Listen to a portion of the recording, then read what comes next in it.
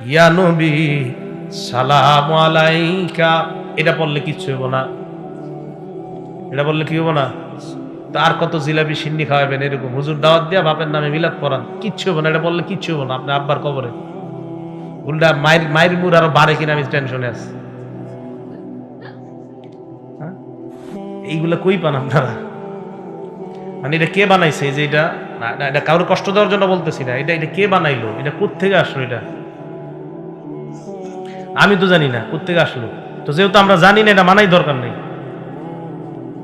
আমরা জানি কোনটা, আল্লাহুম্মা সাল্লি আলা মুহাম্মাদ ওয়া আলা আলি মুহাম্মাদ কামা সাল্লাইতা আলা ইব্রাহিম ওয়া আলা আলি ইব্রাহিম ইন্নাকা হামিদুম মাজিদ। সবাই পারেন কিনা?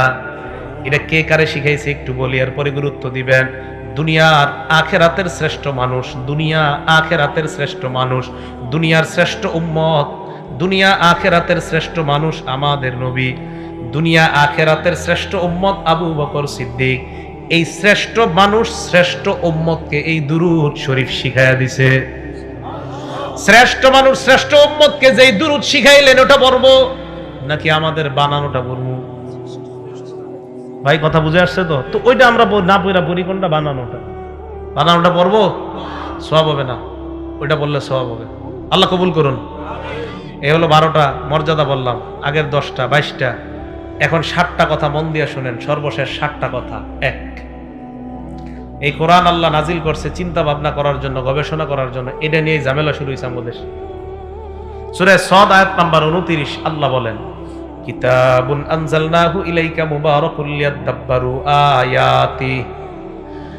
এটা এমন একটা কিতাব যে কিতাবটা বরকতময়। লিয়াদাব্বারু আয়াতিহি, এই কোরআন আমি নাজিল করলাম যেন তারা চিন্তা ভাবনা করে, গবেষণা করে। তো প্রশ্ন করতে পারেন, মাদ্রাসার মধ্যে কোরআন নিয়ে গবেষণা হয় কিনা? ছাত্ররা যেন কোরআন গবেষণা করতে পারে, এই জন্য আরবি ভাষার উপর তাদেরকে 4 বছর শুধু আরবি ভাষার উপর পাণ্ডিত্য করা হয়।